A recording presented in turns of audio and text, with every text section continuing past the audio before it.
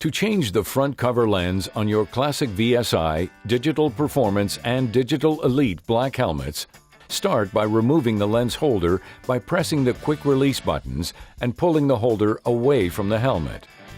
Remove the gasket and lens from the holder. Remove the lens cover from the gasket and replace with the new front cover lens.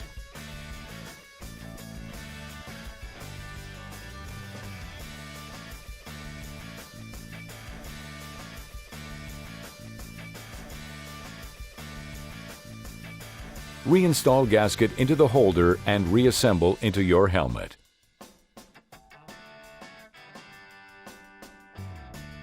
To replace the inside cover lens, start by removing the lens holder by pressing the quick release buttons and pulling the holder away from the helmet. Remove the auto darkening lens assembly and slide the old inside cover lens out. Replace the lens cover and slide back into position.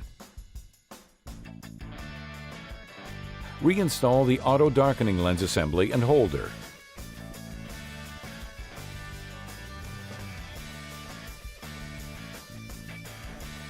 For more information on Miller welding helmets, visit millerwelds.com/helmets.